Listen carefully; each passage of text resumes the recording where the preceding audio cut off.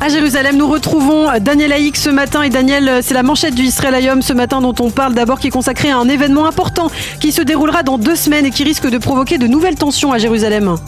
Oui, le quotidien gratuit a en effet choisi de titrer ce matin sur la marche des drapeaux vers le Kotel qui se tient, vous le savez, traditionnellement le Yom Yerushalayim, la journée de la réunification de Jérusalem, qui tombera cette année le dimanche 29 mai. Les organisateurs exigent de faire passer, comme cela se fait quasiment chaque année, depuis plus de 55 ans, les participants par la porte de Damas. C'est le moment, affirme-t-il, de renforcer l'unité de la ville. Et le journal rappelle que c'est l'an dernier, durant cette même marche des drapeaux, que le Hamas avait tiré, on s'en souvient, pour la première fois des missiles en direction de Jérusalem. Mais avant cette marche des drapeaux, donc dans un peu plus de 2 semaines, le défi sécuritaire majeur des forces de sécurité de police à Jérusalem, c'est aujourd'hui la procession des obsèques de la journaliste Shirin Abu Akleh qui doit débuter vers 15h au sein des forces de police. On redoute que ces obsèques ne se transforment en une manifestation violente et incontrôlable. Les forces de sécurité seront donc massivement déployées dans la vieille ville de Jérusalem. En page intérieure, le Israël Hayom souligne également que le Premier ministre Naftali Bennett œuvre actuellement à la formation de la garde nationale dont il a parlé plusieurs fois après les derniers attentats. Et puis le Yediot offre ce matin à ses lecteurs une édition spéciale à l'occasion du premier anniversaire des émeutes dans les villes mixtes et de l'opération Gardien du Mur. Oui, parcours dans un pays blessé, c'est le titre de ce supplément qui rappelle qu'il y a 1 an, les cieux d'Israël ont été le théâtre donc des tirs de missiles du Hamas à partir de la bande de Gaza. Le Yediot Ahronoth fait le point sur ce qui s'est passé durant cette année, sur ce qui risque de se passer dans l'avenir.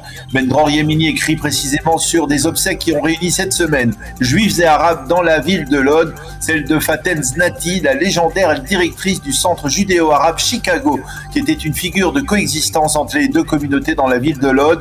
Du côté juif, certains habitants veulent partir, mais d'autres préfèrent rester, même si cette coexistence n'existe plus comme avant, affirme-t-il, et ce depuis 1 an.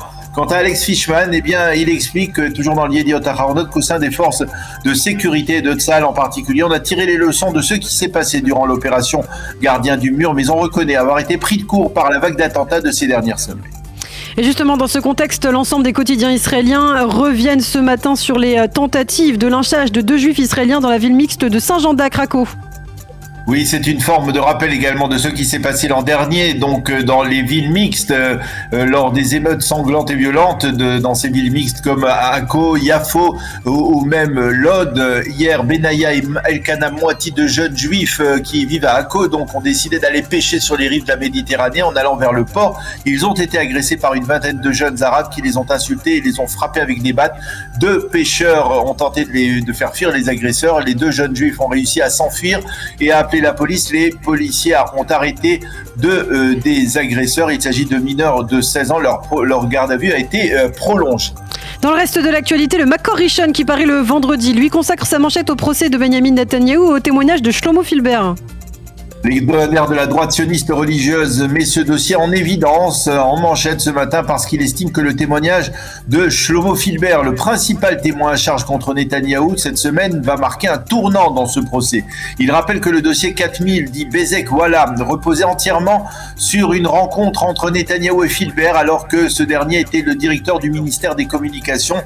Netanyahou aurait alors donné, selon le parquet, à Filber des directives pour préférer Bezek à d'autres sociétés consortium de communication. Or, il s'est avéré cette semaine que cette rencontre n'a jamais eu lieu et que si à un moment quelconque Netanyahou évoquait ce dossier avec Filber, eh bien c'était sur le pas de la porte d'un simple geste qu'il est impossible d'interpréter.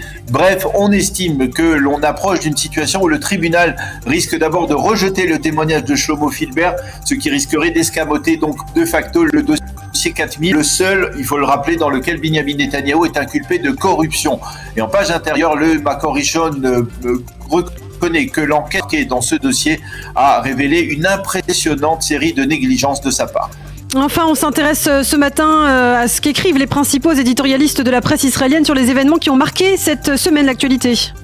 Nahum Barnea, lui, revient bien entendu sur la mort de la journaliste Shirin Abu Akleh et il rappelle que les journalistes de terrain prennent des risques pour fournir l'information. Il rappelle que la dernière fois qu'Israël a été confronté à une telle situation, c'était justement l'an dernier durant l'opération Gardien du Mur lorsque Tsahal a bombardé un bâtiment dans Gaza qui abritait les bureaux de chaînes de télévision étrangères et au passage aussi, il faut le rappeler, les bureaux des renseignements militaires du Hamas. Yaakov Berdugo écrit ce matin dans le Israël Hayom que le processus d'agonie du gouvernement va se prolonger plus longtemps qu'on ne le pensait, de par le fait que la coalition peut désormais compter également sur les voix de la liste arabe unifiée. Quant à l'opposition israélienne de droite, selon Berdugo, elle se distingue par une forme de précipitation à vouloir faire chuter le gouvernement.